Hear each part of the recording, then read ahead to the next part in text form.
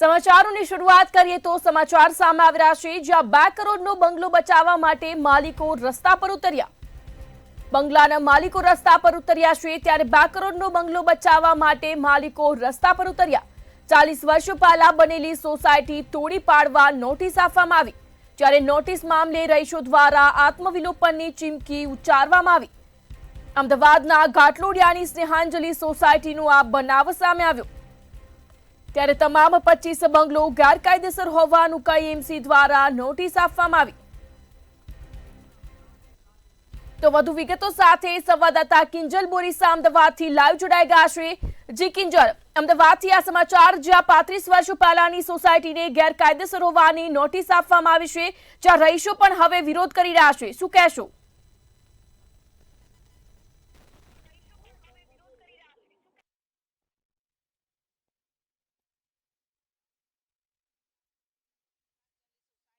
તેને તોડી પાડવાનો જે નિર્ણય છે તે કરવામાં આવ્યો છે અને તેને જ સામે જે રહીશો છે, સોસાયટીના સ્થાનિકો છે કે જેઓ છેલ્લા કેટલાય વર્ષોથી એટલે કે 30 કરતાં પણ વધારે અહીંયા રહી રહ્યા છે, પોતાના ઘરમાં રહી રહ્યા છે, ત્યારે આખરે તેમને પોતાનું ઘર છે કે જેને ખૂબ જ પ્રેમથી સજાવ્યું છે તે ઘર છોડવાનો વારો આવ્યો છે। ત્યારે ગઈકાલે તેઓ સીએમને પણ મળવા ગયા હતા, સીએમ સાથે પણ રજૂઆત કરી હતી।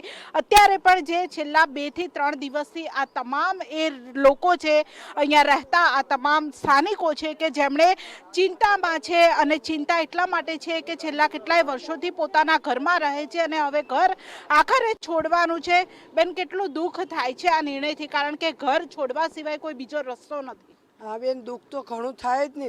અમે કેટલી મજૂરી કરીને આ ઘર લીધું મારા મિસ્ટરે, હવે અમે બીજી વખત ઘર લઈ ના શકીએ બેન। મારે 2 દીકરીઓ હોય, હવે એને ભણાવવાની, એના લગ્ન કરવાના, અમે ઘર લઉં કે હું એમને ભણાવી શકું બેન? તો હવે આ સરકાર હે ને એ અમને પ્લોટ ખાલી કરવાનું કહે, નિર્દોષને કહે, તો સરકારને આગળ આવીને સુપ્રીમ કોર્ટવાળાએ એવું કીધું છે કે 41 કરોડ ભરો કા તમે ખાલી કરો, એવું કીધું છે। તો 41 કરોડ બિલ્ડર જોડે સરકાર કેમ નથી ભરાવતી? એ અમને કેમ હેરાન કરે છે? તો આ બિલ્ડરને કેમ પકડતો? અમે આપવા ગયા હતા તો મારી લીધી નથી અરજી, એફઆઈઆર લીધી નથી।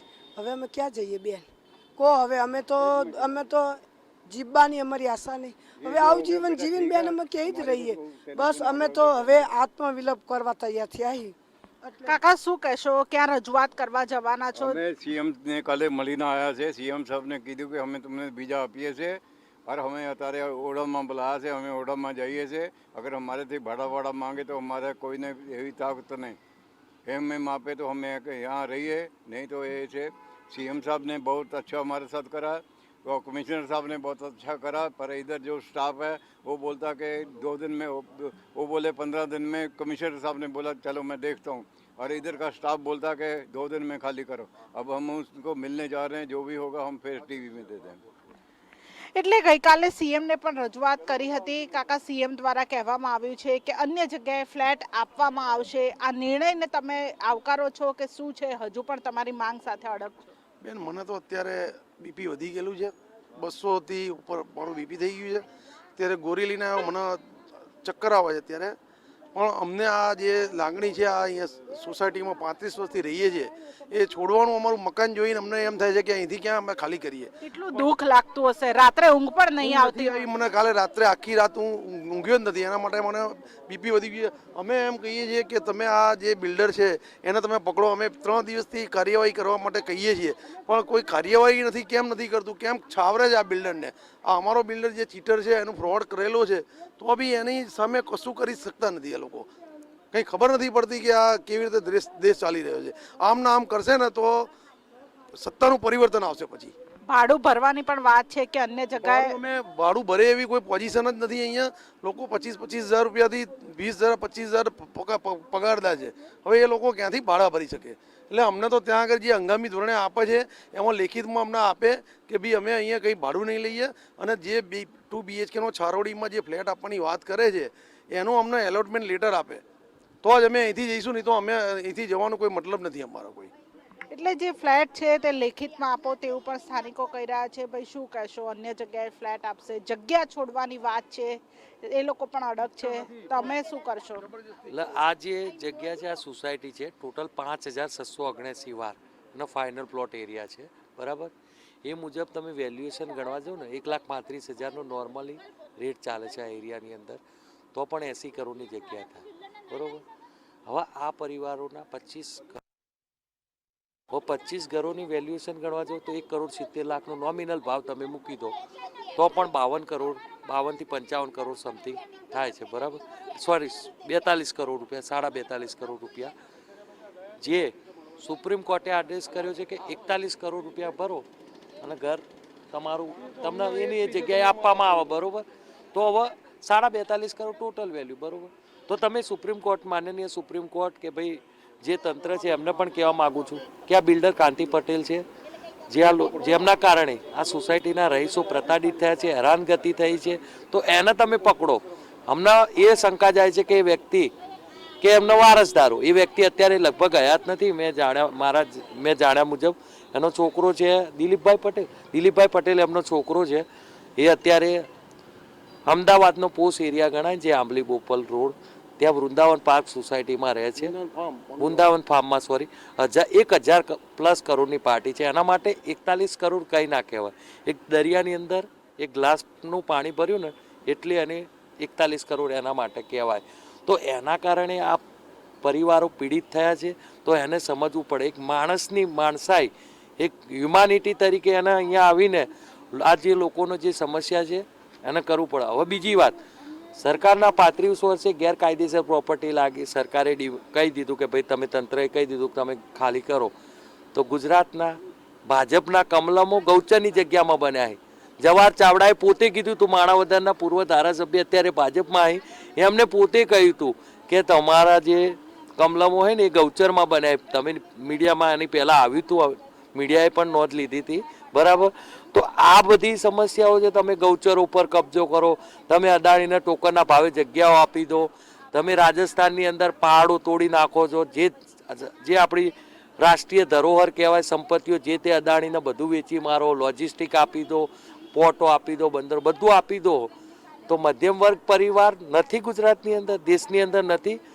તમે અદાણી જેવા 10% લોકોના કારણે 60% લોકોને પરેશાન કરી રહ્યા છો, જે મધ્યમ વર્ગીય જિંદગી જીવી રહ્યો છે.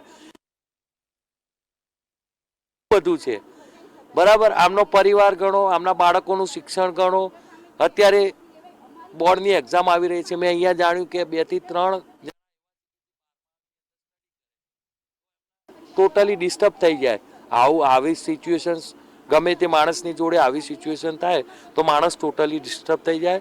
તો હવે અહીંયા એએમસીના તંત્રને, માન્ય મેયર પ્રતિભા જૈન, મંત્રી ભૂપેન્દ્રભાઈ પટેલ, તમે ખોટી રીતે જબરજસ્તી ના કરો. આ લોકોની દિલની વેદના તમે સમજો.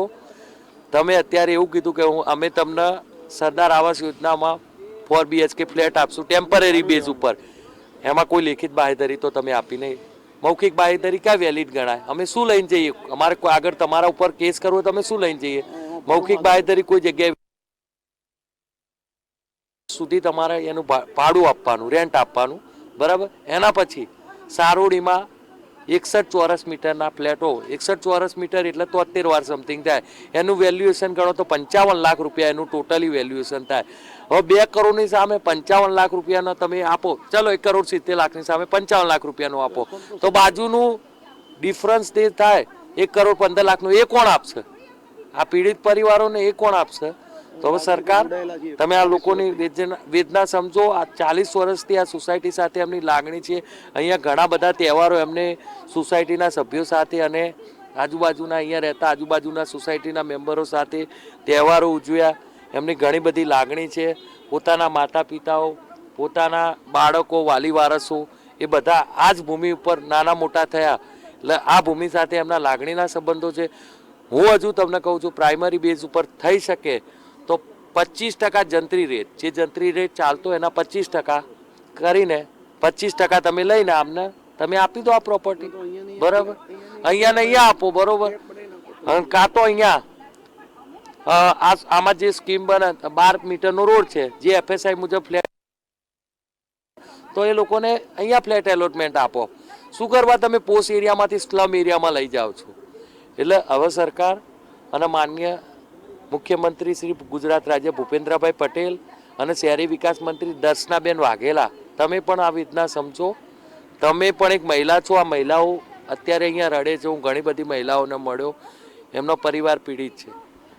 એટલે હવે તમામ લોકો છે, તમામ મહિલાઓ અત્યારે રોષમાં છે, ચિંતામાં છે, કારણ કે અત્યારે જે આ સોસાયટી છે, આ સોસાયટીના ઘરો છે, અત્યારે અહીંયા તમામ જે લોકો છે તે ખૂબ જ ચિંતામાં જોવા મળે.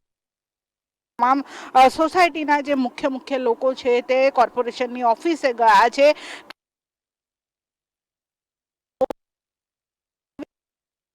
નહીં, પરંતુ લેખિત સાથે અત્યારે પણ સોસાયટીના રહીશો ગયા છે. આ તમામ એ ઘર છે કે જ્યાં લોકો વર્ષોથી રહે છે. પોતાની એક લાગણી, પોતાનો એક ભાવ જમીન સાથે જોડાયેલો છે અને હવે સરકાર અડગ છે, કોર્પોરેશનનું તંત્ર અડગ છે કે આ જગ્યા છે તે છોડવી પડશે. આ જગ્યા અને આ ઘર છોડવું પડશે, પરંતુ અહીંયાના જે સ્થાનિકો છે તે પણ મજબૂર થયા છે, કારણ કે માણસ લડી શકતો નથી. ત્યારે છેલ્લા 3 થી 4 દિવસથી અહીંયાના લોકો લડી રહ્યા છે. પોલીસ સ્ટેશન હોય કે કોર્પોરેશન હોય, તમામ જગ્યાએ આ સ્થાનિકો ગયા છે. ગઈકાલે જ્યારે ગાંધીનગર પણ ગયા હતા, મુખ્યમંત્રીને પણ રજૂઆત કરી હતી, કારણ કે ખુદ મુખ્યમંત્રી ભૂપેન્દ્ર પટેલની આ વિધાનસભા છે, ઘાટલોડિયા વિધાનસભામાં આ સોસાયટી આવેલી છે. ત્યારે અહીંયાના રહીશો મુખ્યમંત્રીને પણ રજૂઆત કરવા ગયા હતા. ત્યારે મુખ્યમંત્રી દ્વારા બાહેધરી પણ આપવામાં આવી છે કે થોડો સમય તેમને ભાડામાં રાખવામાં આવશે અને ત્યારબાદ ફ્લેટ આપવામાં આવશે. પરંતુ ટેનામેન્ટની સામે ફ્લેટ, તેનો પણ એક વિરોધ અત્યારે લોકોમાં જોવા મળી રહ્યો છે. એક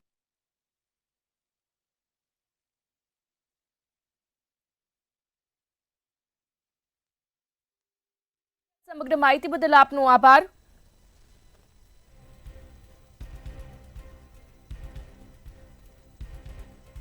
ત્યારે અમદાવાદથી આ સમાચાર સામે આવી રહ્યા છે, જ્યાં વર્ષો બાદ એક સોસાયટીને ગેરકાયદેસર જાહેર કરવામાં આવી.